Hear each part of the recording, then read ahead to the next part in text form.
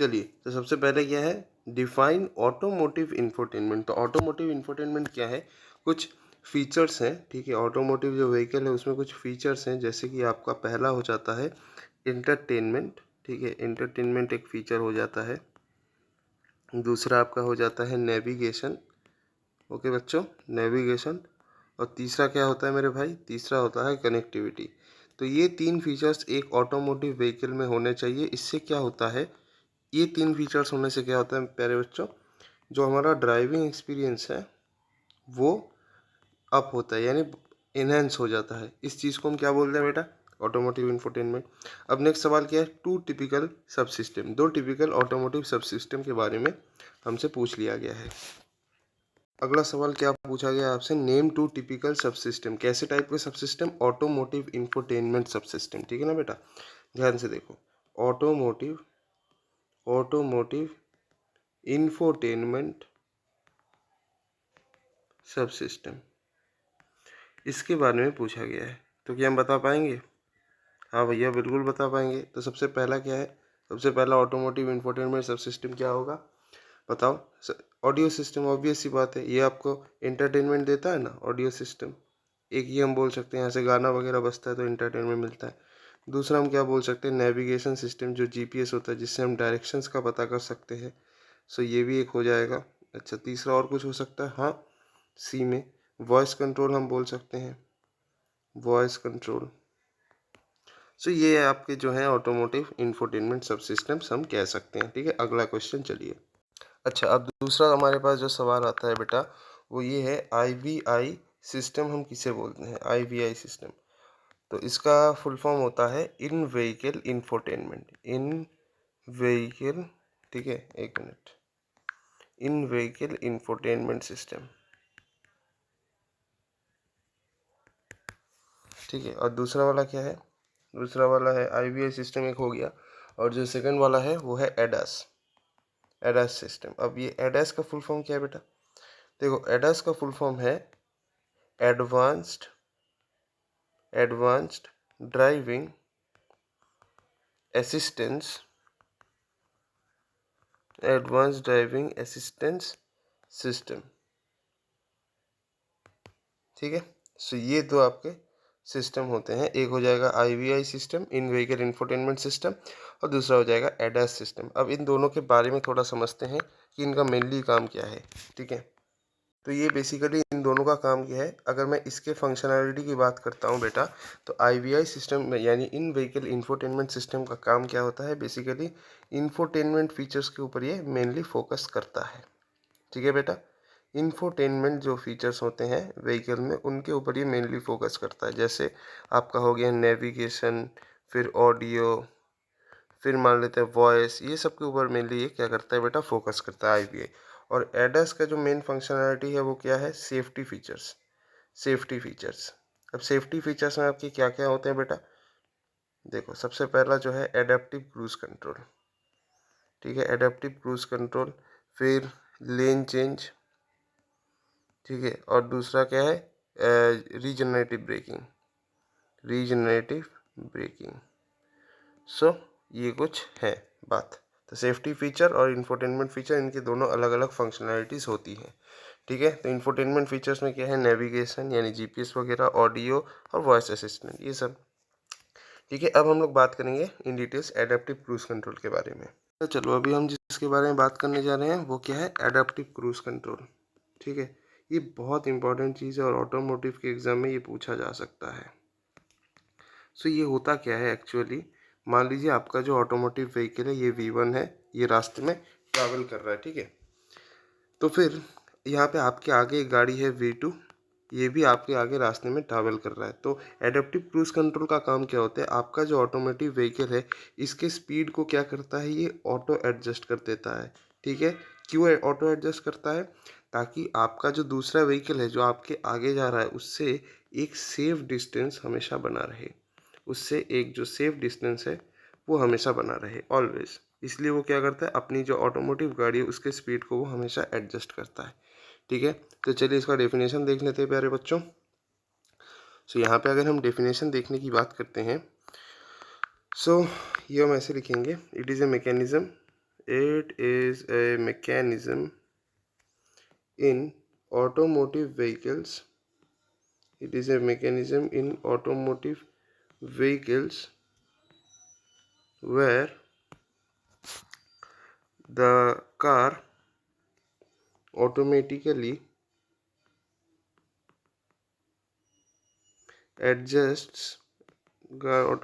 adjusts its speed to maintain a safe distance to maintain a safe distance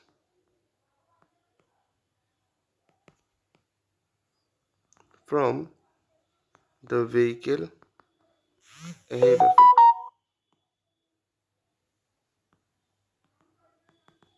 ठीक है, सो ये क्या है, adaptive cruise control.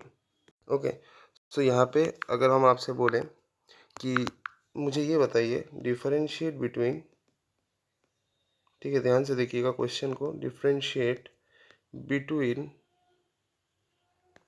IVI and ADAS domain, क्या होगा, ज़रा सोच के मुझे जवाब दीजिए,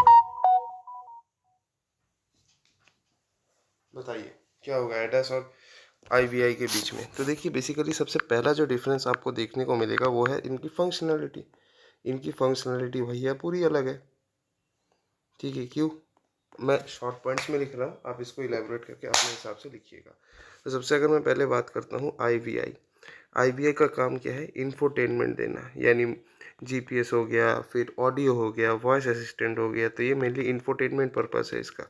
और जो हमारा ADAS है यानी एडवांस ड्राइवर असिस्टेंट सिस्टम, इसका मेन काम क्या है, सेफ्टी फीचर्स, ठीक है। अब अगर मैं दूसरी चीज़ की बात करता हूँ, सेफ्टी मेजर्स, ठीक है, सेफ्टी मेजर्स की अगर मैं बात करता हूँ तो IVI के जो सेफ्टी मेजर्स हैं उतने ज़्यादा स्ट्रिक्ट नहीं है। IVI के अगर मैं सेफ्टी मेजर्स की बात करता हूँ, मैं दूसरे पेन से लिखता हूँ बेटा, अगर मैं IVI के सेफ्टी मेजर्स की बात करता हूँ तो वो क्या होंगे, लेस स्ट्रिक्ट होंगे, ठीक है, लेस स्ट्रिक्ट होंगे, ठीक है ना। और अगर मैं आपको, एक मिनट यार, है ना, एक मिनट यार, ठीक है, ADAS की बात करता हूँ तो ये ज़्यादा स्ट्रिक्ट होंगे, ऑब्वियस सी बात है, क्योंकि ADAS के ऊपर पूरी गाड़ी की सेफ्टी डिपेंडेंट है, ठीक है। अगर तुम्हारा ADAS सिस्टम में प्रॉब्लम हो गया तो गाड़ी के लिए इस खतरा बन सकता है, राइट। तो इसीलिए इसके जो सेफ्टी फीचर्स हैं, क्योंकि देखो यहाँ पे पूरा ऑटोमेटिक गाड़ी का कंट्रोल है, तो अगर ये ऑटोमेटिक गाड़ी का कंट्रोल का जो सिस्टम है अगर ये ख़राब हो गया तो फिर तो मुश्किल हो जाएगा ना, गाड़ी एक्सीडेंट हो जाएगा। मोर स्ट्रिक्ट सेफ्टी मेजर्स, सो ये बात है बेटा, ठीक है ना। सो ये 2 पॉइंट्स हैं आपको याद रखने हैं, हाँ। सो मोर स्ट्रिक्ट और लेस स्ट्रिक्ट। तो अभी हम लोग बात करेंगे HMI के बारे में। तो देखिए HMI क्या है, बेसिकली इसका फुल फॉर्म है, मैं यहाँ पे लिख के देता हूँ आपको। HMI का जो फुल फॉर्म है ये है ह्यूमन मशीन इंटरफेस। क्या बताया मैंने, ह्यूमन मशीन इंटरफेस। तो भैया इसका काम क्या है, इसका काम बेसिकली ये एक इंटरफेस का काम करता है, किसके बीच में, ठीक है, इंटरफेस का काम करता है बिटवीन ड्राइवर, ठीक है। मैं यहाँ पे एक दूसरे कलर से लिख देता हूँ, आपको इजी समझ में आ जाएगा। यहाँ पे हमारा ड्राइवर है, ठीक है, और यहाँ पे हमारा जो व्हीकल है उसका इंफोटेनमेंट सिस्टम है,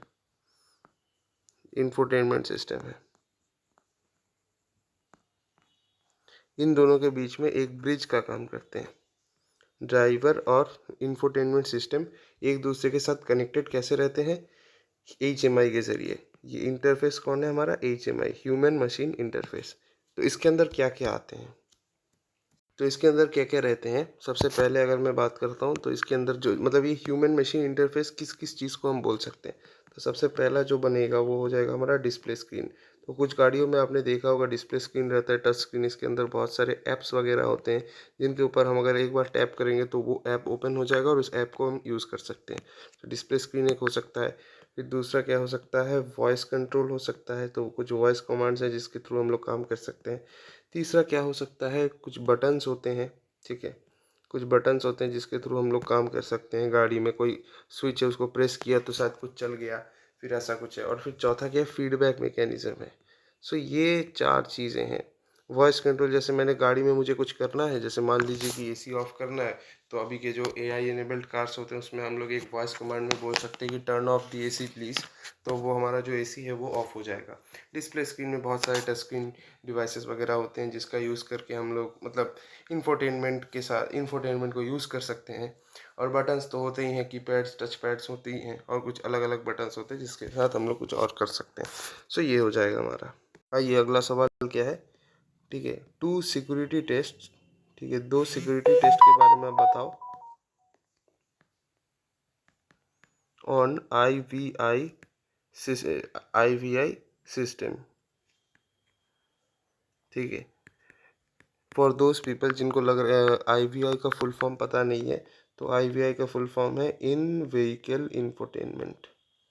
इन व्हीकल इंफोटेनमेंट, पता नहीं मैं ये बोला था या भूल गया, ठीक है। IVI का फुल फॉर्म है बेटा इन व्हीकल इंफोटेनमेंट। अब कुछ सिक्योरिटी टेस्ट होते हैं, तो सबसे पहला टेस्ट कौन सा है बेटा, सबसे पहला टेस्ट जो है वो है पेनिट्रेशन टेस्टिंग, जिसे हम लोग साइबर सिक्योरिटी के टर्म्स में पेन टेस्टिंग भी बोलते हैं, ठीक है, पेनिट्रेशन टेस्टिंग। तो यहाँ पे बेटा क्या होता है, यहाँ पे हमारा जो इंफोटेनमेंट सिस्टम है, ठीक है बेटा, यहाँ पे जो हमारा इंफोटेनमेंट सिस्टम है, यहाँ पे मैं ठीक से लिख देता हूँ, ये जो हमारा इंफोटेनमेंट सिस्टम है ना बेटा, यहाँ पे हम लोग क्या भेजते हैं, यहाँ पे हम लोग इस इंफोटेनमेंट सिस्टम को हम अटैक करते हैं, ठीक है, अटैक करते हैं, मेलवेयर भेजते हैं, वायरस भेजते हैं, ठीक है, ये सब हम लोग भेज के इस सिस्टम को हम क्या करते हैं, अटैक कर लेते हैं। क्यों, ताकि हम लोग देख सके कि इसका नेटवर्क हैक होता है कि नहीं, मतलब इसका सिक्योरिटी सिस्टम कितना स्ट्रांग है, ये हम देखते हैं। तो पेनिट्रेशन सिस्टम क्या करता है बेसिकली, अगर एक बात में हम बोले, चेक्स द सिक्योरिटी, ठीक है ना बेटा, सिक्योरिटी का चेक होता है कि इसका नेटवर्क कैसा है, इसका सिक्योरिटी फीचर्स कैसा है, इसका इंटरफेस हैक होता है या नहीं, ऐसा कुछ हम लोग देख सकते हैं। उसके बाद इसका सॉफ्टवेयर जो है ये ठीक ठाक काम करता है कि नहीं, ये मेलवेयर इंजेक्ट करने के बाद, तो ये होता है पेनिट्रेशन टेस्टिंग में। अच्छा, तो दूसरा क्या होता है, दूसरा टेस्टिंग क्या है, इसको हम बोलते हैं फर्स्ट टेस्टिंग, ठीक है। इसका एग्जाम्पल भी हम देंगे, ठीक है। तो पहले आप फर्स्ट टेस्टिंग होता क्या है पहले ये जान लो, और उसके बाद हम लोग एग्जाम्पल भी। फर्स्ट टेस्टिंग में क्या होता है, हमारा जो IVI सिस्टम है, ठीक है, ये जो हमारा IVI सिस्टम है ना बेटा, तो इसमें हम लोग क्या देते हैं, किस तरह से हम टेस्टिंग करते हैं। IVI सिस्टम में हम क्या करते हैं, मेलफॉर्म्ड इनपुट देते हैं, ठीक है, मतलब ऐसे इनपुट देते हैं जो कि ये एक्सपेक्ट नहीं करता है, ठीक है, मेलफॉर्म्ड, या फिर हम बोल सकते हैं अनएक्सपेक्टेड, मतलब गलत इनपुट या मेलफॉर्म इनपुट हम दे देते हैं इस IVF सिस्टम को, ताकि हम इससे क्या समझ पाए, इसकी जो सिक्योरिटी है, सिक्योरिटी फ्लॉज को देख पाए कि क्या ये सिक्योर्ड है। अगर हम मेलफॉर्म्ड इनपुट या फिर अनएक्सपेक्टेड इनपुट देते हैं तो क्या ये ठीक से काम करता है। एक देखते हैं सिक्योरिटी फ्लॉ, दूसरा हम क्या देखते हैं, रोबस्टनेस, यानी हमारा जो सिस्टम है वो कितना स्ट्रांगली इस चीज़ को हैंडल कर सकता है, ठीक है। जैसे एक एग्जांपल देखते हैं, आपने देखा होगा बेटा कि IVI सिस्टम में क्या है, फर्स्ट टेस्टिंग में क्या है, जैसे मान लीजिए जो IVI का सिस्टम है, IVI के सिस्टम में हम क्या करते हैं, जैसे हमने मेलफॉर्म्ड या अनएक्सपेक्टेड इनपुट देते हैं, राइट। तो देखिए IVI सिस्टम में जैसे मान लीजिए इसका एक क्या है, एड्रेस बुक सर्च बार है, एड्रेस बुक सर्च बार। तो यहाँ पे हम कोई एड्रेस वगैरह सर्च करते हैं एड्रेस बुक सर्च बार में, तो अब इसके अंदर अब ये कैसा दिखता है कि एक एड्रेस कैसा दिखता है, ऑब्वियस सी बात है, एड्रेस में या तो कुछ नंबर होगा, ठीक है, ऐसा स्लैश कुछ हो सकता है, लेटर हो सकता है, और कॉमा हो सकता है, यही सब मिला के तो एड्रेस होता है। अब मान लो मैं वहाँ पे कुछ 1000 कैरेक्टर का एक इनपुट दे देता हूँ, 1000 कैरेक्टर का इनपुट दे देता हूँ, जैसे मान लीजिए हैश है, डॉलर है, ये है, ये भी है, ऐसे बहुत सारे उल्टा सीधा कैरेक्टर है। तो अगर मैं ऐसा टाइप का इनपुट दे देता हूँ तो हमारा सिस्टम कैसे इस चीज़ को हैंडल करता है, ये हमारा जो सिस्टम है ये इसको कैसे हैंडल करता है, यही हम देखेंगे, ठीक है। ठीक है, अभी देखो हम लोग क्या करेंगे बेटा, हार्ड रियल टाइम सिस्टम के बारे में बात करने वाले हैं, ठीक है ना। Hard real time system. So देखिए भैया, जो है हार्ड रियल टाइम सिस्टम क्या होता है? हार्ड रियल टाइम सिस्टम एक ऐसा टाइप का सिस्टम होता है जिसको जिसको हमेशा डेडलाइन के अंदर ही काम करना होगा। मतलब उसका जो भी टास्क है उसको हमेशा डेडलाइन के अंदर ही फिनिश करना होगा, स्ट्रिक्टली। ठीक है, तो हम ऐसे लिख सकते हैं इसके डेफिनेशन को। जो हमारा हार्ड रियल टाइम सिस्टम होगा, hard real time system have to finish their task strictly within the deadline. Deadline के अंदर ही उसको अपना जो जॉब है उसको फिनिश करना है, स्ट्रिक्टली बिफोर द डेडलाइन। ठीक है, तो यहाँ पे अगर हम लोग इसके कुछ फीचर्स की बात करते हैं, फिर एग्जांपल दूंगा तो आपको सब क्लियर हो जाएगा। ठीक है बेटा, तो देखो अगर हम इसके फीचर्स के बारे में थोड़ा सा बात करते हैं तो क्या होगा। फीचर्स के बारे में थोड़ा सा हम अगर बात कर ले, ठीक है बेटा, तो इसके फीचर्स के बारे में हम थोड़ा सा बात कर लेते हैं। सो सबसे पहला फीचर क्या है हार्ड रियल टाइम सिस्टम में, कि इसका जो है डेडलाइन एकदम स्ट्रिक्ट होता है। इसको हमेशा अपना जो जॉब है या जो भी काम इस सिस्टम का, इसको हमेशा डेडलाइन के अंदर करना होता है। फिर दूसरा क्या, हम इसका जो रिस्पॉन्स टाइम है उसको हम प्रेडिक्ट कर सकते हैं इजीली। ठीक है, प्रेडिक्ट द रिस्पॉन्स टाइम। ठीक है बेटा, जैसे इसका एक बहुत बढ़िया एग्जाम्पल है जो कि आप लोग सभी जानते होंगे, वो है एयर बैग डिप्लॉयमेंट। ठीक है, तो जो ऑटोमोटिव कार्स होते हैं यानी जो एआई एनेबल्ड कार्स होते हैं उसमें, अब ये उसमें एयरबैग डिप्लॉयमेंट जो होगा, ये गलत लिख दिया, डिप्लॉयमेंट होगा, वो एक हार्ड रियल टाइम सिस्टम है। क्योंकि जब भी हमारे वैसे एआई एनेबल्ड कार्स में जब भी क्रैश होता है, ठीक है, जब भी क्रैश होता है गाड़ी, तो क्रैश डिटेक्ट होने के 20 to 30 मिलीसेकेंड बाद, क्रैश डिटेक्ट होने के 20 to 30 मिलीसेकेंड के अंदर आपका जो एयर बैग है ये डिप्लॉय हो जाना चाहिए। इसीलिए भैया जो है ये एक हार्ड रियल टाइम सिस्टम है। अगर ये 20 to 30 मिलीसेकेंड के बाद अगर डिप्लॉय होता है या फिर लेट से होता है तो भैया आदमी तो मर जाएगा। उसके बाद एयर बैग खोल के क्या फ़ायदा है, आदमी तो खुद मर जाएगा, है ना। सो इसीलिए ये भैया एक हार्ड रियल टाइम सिस्टम है, हमेशा याद रखना। ठीक है, और एक हो सकता है एग्जाम्पल जो है आपका ईएससी क्या है आपका, इलेक्ट्रॉनिक स्टेबिलिटी कंट्रोल। ठीक है ना, इलेक्ट्रॉनिक स्टेबिलिटी कंट्रोल। सो ये क्या है, ये भी आपका एक हार्ड रियल टाइम सिस्टम है। ठीक है, ये भी आपका क्या है, एक हार्ड रियल टाइम सिस्टम है, HRTQ। क्योंकि ऑब्वियस सी बात है भाई, जब भी अगर आप मान लो गाड़ी चला रहे हो, ऑटोमोटिव गाड़ी चला रहे हो, अगर आपको सडन ब्रेक करना है, अगर आप सडन ब्रेक करते हो तो हम क्या एक्सपेक्ट करते हैं, जैसे ही हम ब्रेक करते हैं विद इन मिली सेकेंड हमारा गाड़ी जो है रुक जाना चाहिए। सडन ब्रेक में क्या होता है, बहुत ज़ोर से कर देते हैं। तो यहाँ पे ऑब्वियस सी बात है, ये तो हार्ड रियल टाइम सिस्टम होना ही पड़ेगा। क्यों? क्योंकि इसको विद इन द डेडलाइन ही करना है। अगर मैं इसका डेडलाइन 50 मिलीसेकेंड मान लूँ तो उसे 50 मिलीसेकेंड के अंदर ही ब्रेक मार के स्टॉप करना है गाड़ी को सडन ब्रेक में। सो ये भी ESC भी हो जाएगा आपका एक हार्ड रियल टाइम सिस्टम। ठीक है, फिर इसके रिस्पॉन्स टाइम को हम प्रेडिक्ट भी कर सकते हैं। इसका जो रिस्पॉन्स टाइम है भाई, इसको भी हम जो है प्रेडिक्ट कर सकते हैं। सो ये हो जाएगा आपका एक हार्ड रियल टाइम सिस्टम। ठीक है, अब इसका उल्टा क्या हो जाएगा, सॉफ्ट रियल टाइम सिस्टम। ठीक है, सॉफ्ट रियल टाइम सिस्टम, तो ऑब्वियस ही बात है ये क्या हो जाएगा, हार्ड रियल टाइम का उल्टा होगा। तो इसमें क्या होगा, इसमें जो भी सिस्टम को टास्क असाइन किया जाएगा उसको डेडलाइन के अंदर ही कंप्लीट करना है, ऐसा नहीं है। तो हम क्या लिख सकते हैं, no flexible deadline, I mean no strict deadline, ऐसा लिखा जा सकता है। हाँ बिल्कुल, सॉफ्ट रियल टाइम में क्या है, कोई जो डेडलाइन है वो स्ट्रिक्ट नहीं है। मतलब ऐसा नहीं कि डेडलाइन के अंदर ही कंप्लीट करना होगा, अगर थोड़ा सा डिले हो जाता है ना भाई तो भी कोई प्रॉब्लम नहीं है। तो यहाँ पे हम लिख देंगे नो स्ट्रिक्ट डेडलाइन। ठीक है ना, स्ट्रिक्टली डेडलाइन के अंदर ही ख़त्म करना है, ऐसा कोई बात नहीं है। जैसे मतलब हमारा जो डेडलाइन है वो फ्लेक्सिबल है। ठीक है, अब इसका अगर हम रिस्पॉन्स टाइम की बात करते हैं तो स्लो रिस्पॉन्स टाइम है। ठीक है, स्लो रिस्पॉन्स टाइम है। स्लो रिस्पॉन्स टाइम है। अब देखो मतलब ऐसे इतना भी स्लो नहीं कि 2 घंटा लग जाएगा, मतलब अगर थोड़ा सा डिले हो जाएगा, अगर थोड़ा सा डिले हो जाएगा तो भैया वो क्या है, एक्सेप्टेबल है। यानी स्लो रियल टाइम सिस्टम में अगर थोड़ा सा डिले है तो वो एक्सेप्टेबल है। क्यों? क्योंकि स्लो रियल टाइम या सॉफ्ट रियल टाइम सिस्टम ऐसे सिस्टम्स को ही दिए जाते हैं जिनकी गलती लाइफ थ्रेटनिंग नहीं बन सकती, ठीक है, जिनकी गलती से लाइफ नहीं जा सकती, ठीक है। जैसे अगर हम मान लेते हैं जो आपके इंफोटेनमेंट सिस्टम्स हैं, जो आपके भैया इंफोटेनमेंट सिस्टम है, क्या अगर इनमें डिले हुआ तो क्या ये लाइफ थ्रेटनिंग बनेंगे? नहीं भाई, बिल्कुल भी नहीं बनेंगे, है ना।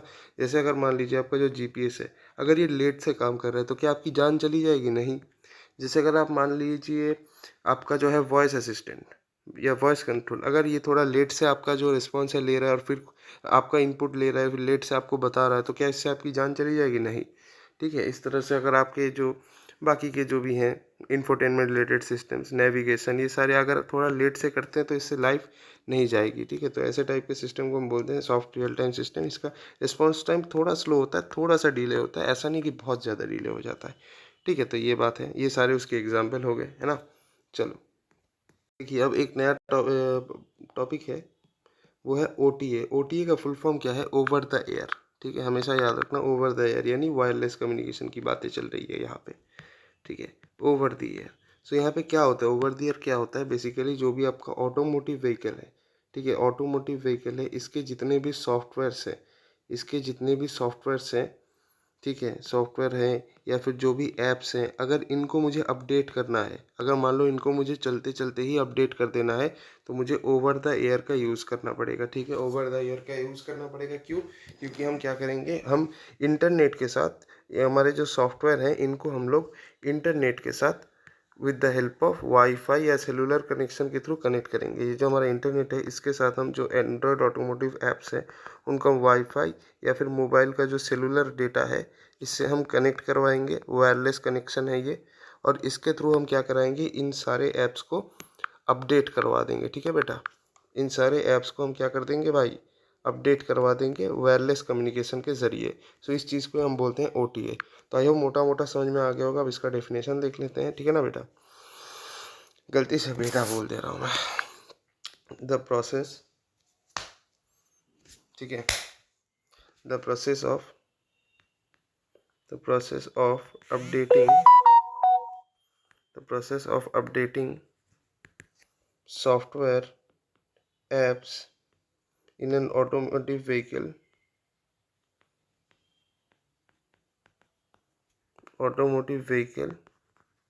using wireless connection like wireless connection कैसे होते हैं? जैसे एक हो जाएगा आपका वाईफाई और दूसरा हो जाएगा एंड सेलुलर डेटा यानी मोबाइल डेटा। इसके थ्रू अगर हम लोग ऐप्स को अपडेट कर सकते हैं, जब हमारा ऑटोमोटिव व्हीकल चल रहा है, उसे हम बोलते हैं ओटीए अपडेट यानी over the air update. OTA क्या है, ये फुल फॉर्म लिख देना, ठीक है,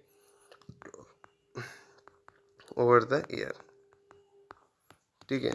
wireless connection like wifi and cellular data to connect to the internet and update it, ऐसा लिख देते हैं, ठीक है। तो मैं यहाँ पे लिख देता हूँ to connect to the internet and update, ऐसा लिख देंगे तो आंसर हमारा कंप्लीट होता है, ठीक है। तो ओटीए आपको समझ में आ गया।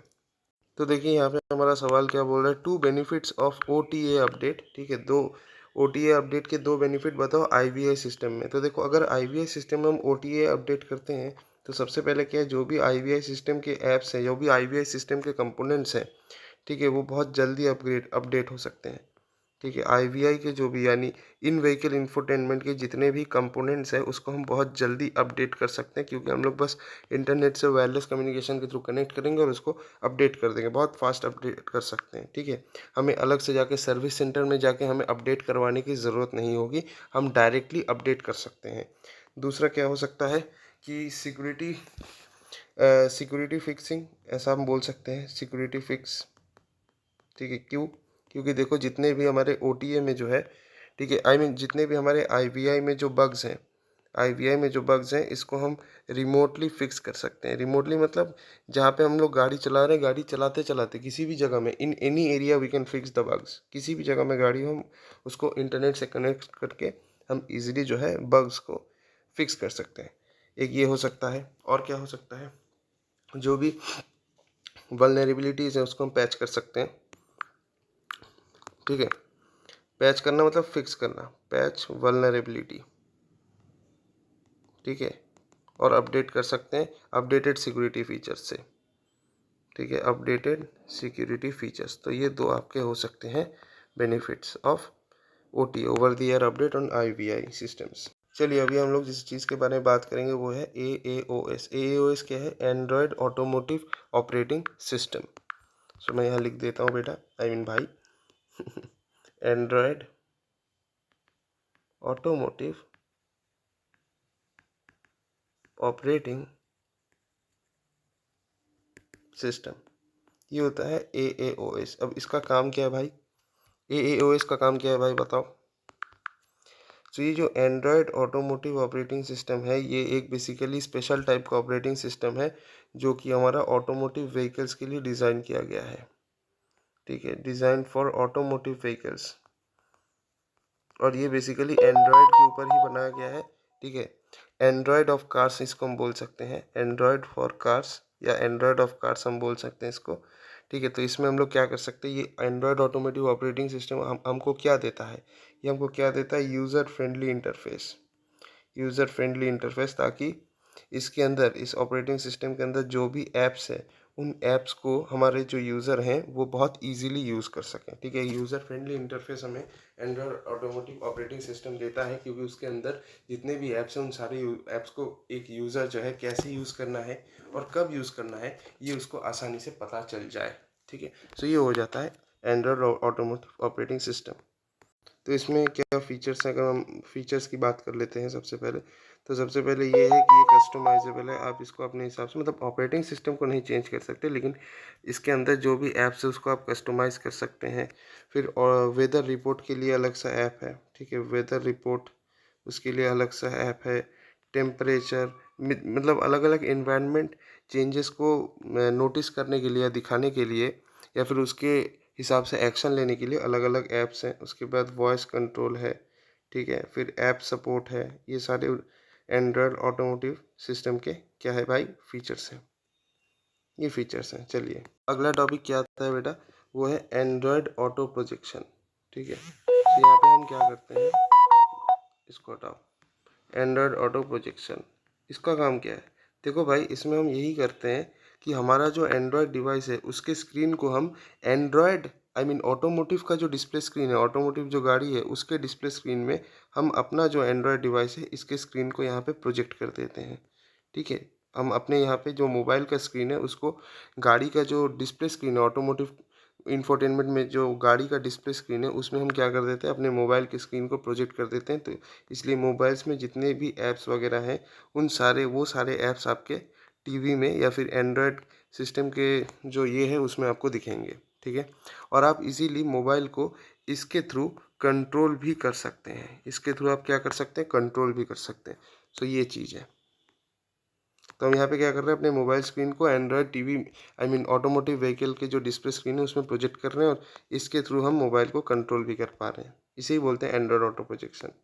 ये बेटा तो देखो, AAOS लेयर्स, दो AAOS लेयर्स जो कि IVI सिस्टम्स के द्वारा यूज़ होते हैं, इसके नाम बताओ। अच्छा, इसके पहले मैं आप लोगों को एक चीज़ बताना चाहूँगा कि अगर ये हमारा सॉफ्टवेयर है और ये हमारा हार्डवेयर है बेटा, ठीक है, तो क्या तुम मुझे ये बता पाओगे कि ये हार्डवेयर और सॉफ्टवेयर एक दूसरे के साथ इंटरेक्ट कैसे करते हैं? With the help of API। अगर API नहीं होगा, API कॉल्स होते हैं, API कॉल्स के थ्रू हार्डवेयर जो है सॉफ्टवेयर के साथ इंटरेक्ट करता है। ठीक है भाई, अगर ये नहीं होता ना तो सॉफ्टवेयर हार्डवेयर इंडिपेंडेंट हो जाते, कोई किसी के साथ सिंक्रोनाइज नहीं हो पाता। ठीक है, सो मैं ये क्यों बताया, मैं बाद में बताता हूँ। तो देखो, दो AAOS लेयर यानी Android automotive operating system layer जो कि IVI यूज़ करते हैं। तो सबसे पहला क्या है? Vehicle abstraction, sorry, vehicle abstraction नहीं, हार्डवेयर एब्स्ट्रैक्शन लेयर, ये एक लेयर है। सो ये क्या करता है मैं बताता हूँ। हार्डवेयर एब्स्ट्रैक्शन लेयर, अब देखिए यहाँ पे क्या है, आपको ये पता है कि आप भी एग्ज़ाम में बना के लिखोगे, ये आपको ही पता है, हमको ही पता है। तो बना के अगर लिखना है तो सबसे पहले कॉन्सेप्ट अच्छे से समझना है, इसीलिए मैं यहाँ पे डेफिनेशन नहीं लिखूँगा, डेफिनेशन आप अपने हिसाब से बनाना, ठीक है? डेफिनेशन कुछ कांस्टेंट है नहीं, आप अपने हिसाब से बनाना। मैं आपको पूरा जो कॉन्सेप्ट है वो आपको खिला दूँगा, ठीक है? वो मैं आपको खिला दूँगा, ठीक है? तो देख लेते हैं। हार्डवेयर एब्स्ट्रैक्शन लेयर का बात क्या है? बेसिकली ये हार्डवेयर एब्स्ट्रैक्शन लेयर, ताकि आप कॉन्सेप्ट को समझ के लिख सको बना के। तो एक बेसिकली ये इंटरफेस देता रहता है, ठीक है ना? एक इंटरफेस टाइप का प्रोवाइड कर देता है, और इस इंटरफेस का यूज़ करके हम लोग व्हीकल के हार्डवेयर के साथ इंटरेक्ट कर सकते हैं, ठीक है? व्हीकल के हार्डवेयर के साथ हम लोग इस इंटरफेस के ज़रिए इंटरेक्ट कर सकते हैं। जैसे इसमें क्या-क्या है, क्लाइमेट कंट्रोल के लिए एक ऐप है, ठीक है? हम मान लेते हैं यहाँ पे क्लाइमेट कंट्रोल है, सीसी करके लिख देते हैं, ठीक है? क्लाइमेट कंट्रोल, ठीक है। उसके बाद और होता है नेविगेशन का एक ऐप हो सकता है, ठीक है। उसके बाद ऑडियो का एक ऐप है, तो ये सारे हार्डवेयर के साथ ही कनेक्टेड हैं। तो ये बेसिकली ये हार्डवेयर एब्स्ट्रैक्शन लेयर है, तो एक इंटरफेस है जिसके थ्रू हम लोग हार्डवेयर के साथ जो है कनेक्ट कर सकते हैं। इसके बाद आपका मान लेते हैं टेम्परेचर कंट्रोल के लिए कोई ऐप है, तो ये सारी चीज़ें हैं, ठीक है। और ये एपीआई के थ्रू होती है, एपीआई।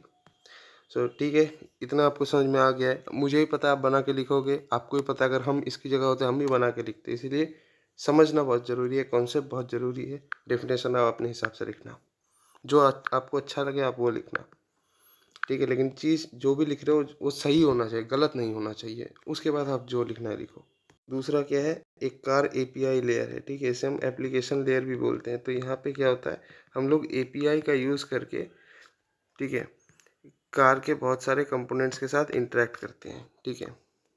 तो बेसिकली ये क्या है, ये बेसिकली एक सेट ऑफ एपीआईज हैं। ये क्या है, ये है set of APIs. In APIs का यूज़ करके यूज़र क्या कर सकता है, व्हीकल के सिस्टम के साथ इंटरेक्ट कर सकता है, व्हीकल के सिस्टम के साथ इंटरेक्ट कर सकता है। ये व्हीकल सिस्टम है और ये भैया हमारा यूज़र है, बीच में कुछ ऐप्स हैं। तो बेसिकली यूज़र किसके साथ इंटरेक्ट करता है, ऐप्स। और ऐप्स व्हीकल के सिस्टम के साथ इंटरेक्ट करता है, कैसे करता है, with the help of API, ठीक है, एपीआई। और ये यही देते हैं, ये भाई साहब देते हैं, तो एपीआई के थ्रू ये होता है, ठीक है। सो ये बात है। व्हीकल सिस्टम में हम क्या क्या करेंगे, व्हीकल का जो डेटा है उसको हम एक्सेस कर सकते हैं, ठीक है। जैसे व्हीकल का मॉडल नेम क्या है, क्या नाम है, कितना एज हुआ है, अभी कितना लीटर तेल बचा है, एसी कितने पे चल रहा है, ए टू जेड पूरा बायोडेटा सी भी दिखा देगा गाड़ी का, ठीक है। तो ये है, चलिए ठीक है बेटा। अब देखो कार एपीआई, कार एपीआई क्या होता है। देखिए कार एपीआई क्या होता है, ये कुछ सेट ऑफ एपीआईज होते हैं जिसके थ्रू जो भी ऐप्स बनते हैं एंड्रॉयड ऑटोमोटिव ओएस के लिए, वो हार्डवेयर के साथ इंटरेक्ट करते हैं, ठीक है। जैसे देखिए हमारा क्या होता है, एक इंटरफेस टाइप का होता है, इंटरफेस है ना, ये एक इंटरफेस है। अब इस इंटरफेस के अंदर क्या है, बहुत सारे ऐप्स हैं अलग अलग। इस इंटरफेस के अंदर बहुत सारे आपके ऐप्स हैं। चलिए ये एक ऐप हो गया, ये एक ऐप हो गया, ये ऐसे बहुत सारे ऐप्स हैं। जैसे अगर हम मान लेते हैं ये वाला जो ऐप है, ये मीडिया का ऐप है, ये क्लाइमेट कंट्रोल है, ये मान लेते हैं न्यूज़ का कोई ऐप है, ये हम मान लेते हैं टेम्परेचर कंट्रोल करने के लिए कोई ऐप है। तो हर एक ऐप, अब यहाँ पे पीछे क्या है, हार्डवेयर है, यानी जो भी गाड़ी का हार्डवेयर है वो यहाँ है। अब ऑब्वियस सी बात है, ये सारे ऐप्स को इस हार्डवेयर के साथ इंटरैक्ट करना होगा, इंटरैक्ट करना होगा तभी जाके वो जो डिज़ायर्ड काम है वो कर पाएंगे। तो ये कैसे इंटरैक्ट करते हैं, with the help of API, ठीक है ना। एपीआई का यूज़ करके जो भी सॉफ्टवेयर हैं जो कि आपको डिस्प्ले स्क्रीन के ऊपर दिखते हैं, वो एपीआई का यूज़ करके हार्डवेयर के साथ इंटरैक्ट करते हैं। इसीलिए जो एंड्रॉयड ऑटोमोटिव ओएस के डेवलपर्स हैं, ये एंड्रॉयड एपीआई का यूज़ करते, ए एपीआई जो एंड्रॉयड ऑटोमोटिव एपीआई है, ए एपीआई, इसका यूज़ करके ऐप्स बनाते हैं ताकि वो एंड्रॉयड के हार्डवेयर यानी गाड़ी के हार्डवेयर के साथ डायरेक्टली कम्युनिकेट कर सके और जो भी डिज़ायर्ड सेट ऑफ काम से वो कर सकता है। अगर ये एपीआई नहीं होता फिर ऑटोमोटिव के लिए कोई ऐप ही नहीं बनता, ऑटोमोटिव व्हीकल के लिए। अब देखिए आईवीआई ऐप्स और फ़ोन ऐप्स के बीच में अगर बेटा कोई डिफरेंस पूछ ले तो आप सिंपली ये लिखना, ठीक है। तो आपको लगा भाई दोनों ही तो सेम टाइप के हैं, तो इन दोनों के बीच में डिफरेंस है। तो डिफरेंस क्या है, जो आईवीआई ऐप्स है ये बेसिकली व्हीकल्स के लिए या ऑटोमोटिव व्हीकल्स के लिए बनाए जाते हैं, और ये एओएस यानी एंड्रॉयड ऑटोमोटिव सिस्टम की जो गाइडलाइंस हैं इनको फॉलो करके चलते हैं, और ये एंड्रॉयड ऑटोमोटिव के लिए ऑप्टिमाइज्ड भी होते हैं, ठीक है। एंड्रॉयड ऑप्टिमाइज्ड के लिए एंड्रॉयड ऑटोमोटिव के लिए ऑप्टिमाइज्ड होते हैं, एंड्रॉयड ऑटोमोटिव के लिए ऑप्टिमाइज्ड होते हैं, ठीक है। और अगर मैं फ़ोन ऐप्स की बात करता हूँ तो फ़ोन ऐप्स बेसिकली फ़ोन के लिए डिवाइस होते हैं या बनाए जाते हैं, और ये AAOS गाइडलाइंस को फॉलो नहीं करते, ठीक है, इसको फॉलो नहीं करते। और ये एंड्रॉयड ऑटोमोटिव सिस्टम के लिए ऑप्टिमाइज्ड भी नहीं होते, ठीक है, तो आसानी से रन नहीं कर सकते। जैसे मान लीजिए यहाँ पे मेनली वैसे टाइप के ऐप्स चलते हैं, ठीक है, जो कम रैम खाते हैं या फिर उनको ज़्यादा पावर की ज़रूरत नहीं होती है, ज़्यादा नेट की ज़रूरत हो सकती है, बट ज़्यादा पावर नहीं लगेगा, ज़्यादा रैम नहीं खाएंगे, ज़्यादा बैटरी नहीं खाएंगे, वैसे टाइप के ऐप्स हैं। लेकिन फ़ोन में जो ऐप्स है वो बहुत बहुत हाई बैटरी खाने वाले ऐप्स हैं, या मेमोरी को ज़्यादा यूज़ करने वाले ऐप्स हैं, तो इसलिए वो ऑप्टिमाइज नहीं है, तो वो गाड़ी में आप चला नहीं पाओगे, है ना, सिंपल चीज़ है। अच्छा, अब नेक्स्ट हमारा जो चीज़ है वो है A2DP। भाई ये A2DP क्या होता है? A2DP है एडवांस्ड ऑडियो डिस्ट्रीब्यूशन प्रोफाइल, ठीक है, ध्यान से देखना, बनाना ही जब है तो कॉन्सेप्ट ही समझ लो, advanced audio distribution, advanced audio distribution, मैं कम में लिख रहा हूँ, प्रोफाइल। सो इसका काम क्या है? बेसिकली ये एक सॉफ्टवेयर बेस्ड प्रोटोकॉल है, ठीक है, ये क्या है, एक प्रोटोकॉल है जो कि सॉफ्टवेयर बेस्ड है, और इसका यूज़ करके हम क्या कर सकते हैं, गाना जो हमारा सॉन्ग्स है उसको हम लोग अलग अलग डिवाइस में ब्लूटूथ के ज़रिए स्ट्रीम कर सकते हैं। जैसे आप मान लीजिए ये हमारा ऑटोमोटिव व्हीकल का इंफोटेनमेंट सिस्टम है, ठीक है, ये हमारा ऑटोमोटिव व्हीकल का सिस्टम है, इंफोटेनमेंट। ये मान लीजिए हमारा एक फ़ोन है, फ़ोन 1, और ये मान लीजिए हमारा एक फ़ोन है, फ़ोन 2। ये हमारा क्या है, एक दूसरा फ़ोन है, फ़ोन 2। तो यहाँ पे हम क्या कर सकते हैं, अगर हमें म्यूज़िक स्ट्रीम करना है, मेनली इसका यूज़ करके हम क्या कर सकते हैं, अलग अलग डिवाइस में हम म्यूज़िक को स्ट्रीम कर सकते हैं, राइट।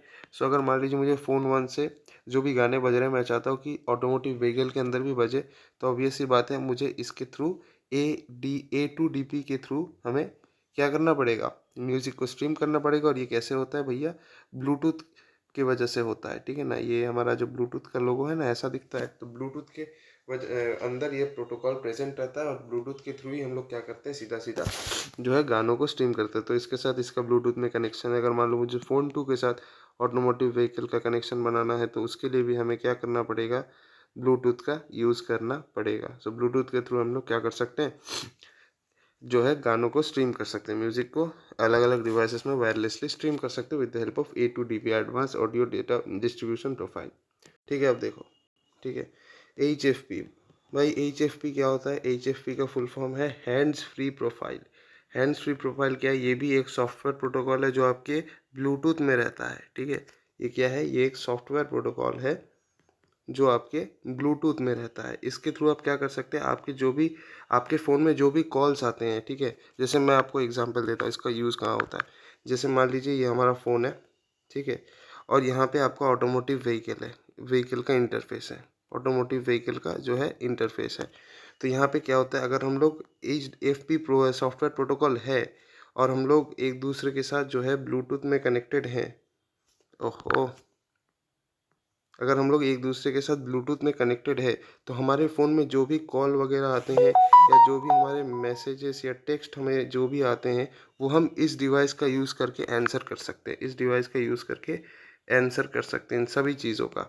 जैसे मान लीजिए अगर हम गाड़ी चला रहे हैं, ठीक है, अगर हम मान लीजिए गाड़ी चला रहे हैं, तो हमारे फ़ोन में अगर हमारे मोबाइल में कोई कॉल आता है, तो अगर हम लोग मोबाइल को कान के सामने रख के बात करेंगे, तो फिर एक हाथ से गाड़ी चलाना पड़ेगा, उससे एक्सीडेंट होने के चांसेस बढ़ते हैं। तो इसलिए हम लोग क्या करते हैं, मोबाइल के साथ जो हमारा गाड़ी है, कार के इंफोटेनमेंट या फिर ऑटोमोटिव इंटरफेस को हम क्या करके रखते हैं, IVI को हम लोग कनेक्ट करके रखते हैं ब्लूटूथ के माध्यम से, ताकि जो भी हमारा कॉल फ़ोन में आए, उसको हम लोग ब्लूटूथ के ज़रिए कार के इंटरफेस से, कार का जो डिस्प्ले इंटरफेस है उससे, इंफोटेनमेंट इंटरफेस से हम लोग आंसर कर पाएँ, ठीक है। तो इसके लिए ये पर्टिकुलर जो HFP प्रोटोकॉल है, ठीक है, ये प्रोटोकॉल रहना चाहिए, तभी हम लोग कॉल्स या मैसेज जो भी आते हैं उसको आंसर कर सकते हैं, ठीक है।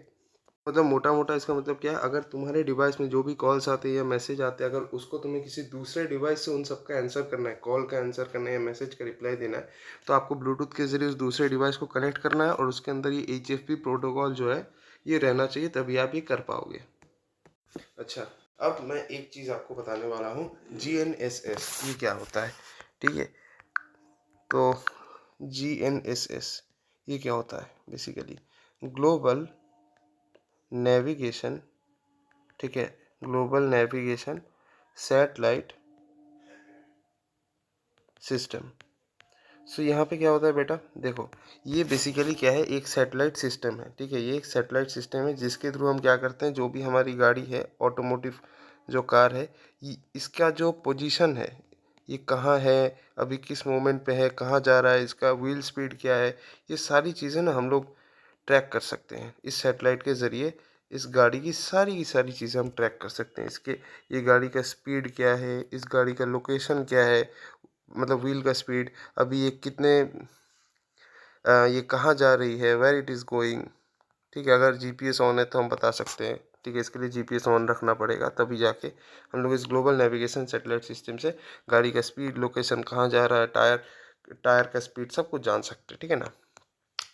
सो ये चीज़ है। अब एक चीज़ होती है GNSS डेड रिकॉर्डिंग, ये कब यूज़ होती है, GNSS डेड रिकॉर्डिंग, ये एक बहुत इम्पॉर्टेंट टेक्निक है। और ये टेक्निक कब यूज़ होती है, जब मान लीजिए हमारा ऑटोमोटिव व्हीकल जो है, ये हमारा मान लीजिए ऑटोमोटिव व्हीकल है, ये एक टनल के अंदर से जा रहा है, ठीक है।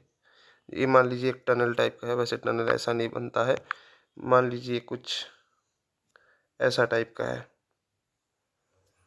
ये कुछ टनल है जिसके अंदर से जो गाड़ी है वो जा रहा है, ठीक है। उस टाइम में क्या है कि जो हमारा ग्लोबल नेविगेशन सैटेलाइट सिस्टम है, ये इस गाड़ी को ट्रैक नहीं कर सकता, क्यों, क्योंकि ये जो सिग्नल भेजेगा वो टनल के दीवार से टकरा के वापस आ जाएगा, तो इसको समझ में नहीं आएगा कि गाड़ी बीच में कहाँ भाग गया, ठीक है। तो इसके लिए हम लोग GNSS डेड रिकॉर्डिंग का यूज़ करते हैं।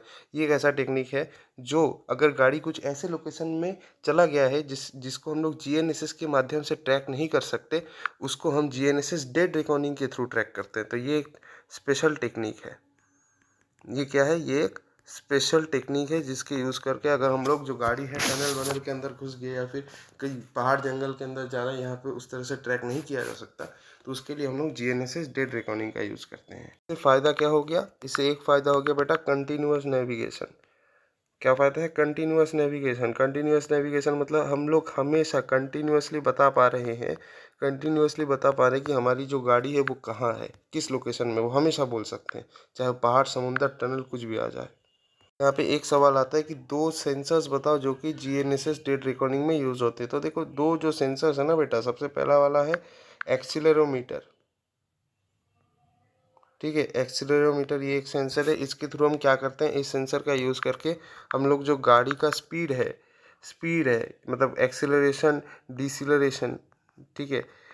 सो उसको हम लोग ट्रैक कर सकते हैं, ठीक है। एक्सीलरोमीटर के थ्रू हम लोग गाड़ी का जो स्पीड है, गाड़ी का एक्सीलरेशन है, डिसीलरेशन है, इसको हम लोग ट्रैक कर सकते हैं। इससे हमें समझ में आता है कि ये कितना डिस्टेंस ट्रैवल किया है, ठीक है। और दूसरा जो है हमारा है गायरोस्कोप। गायरोस्कोप से हम क्या करते हैं, गायरोस्कोप से हमें ये पता चलता है कि किस डायरेक्शन में हमारी जो गाड़ी है वो जा रही है। तो GNSS डायरेक्शन का हमें पता चलता है कि ये इधर जा रही है, कि इधर जा रही है, कि इधर कहाँ जा रही है। तो GNSS डेट रिकॉर्डिंग में ये दो सेंसर्स होते हैं जिसके थ्रू हम लोग गाड़ी का जो पोजीशन है उसको भी लोकेट कर सकते हैं, और गाड़ी का जो ट्रेजेक्ट्री है उसको भी हम लोकेट कर सकते हैं, ठीक है। आपको समझ में आ गया होगा। अगले टॉपिक पे चलते हैं। तो एक प्रॉपर्टी क्या है बेटा, वो है फ्रीक्वेंसी इक्वलाइजेशन। यहाँ पे क्या होता है, ध्यान से देखिएगा।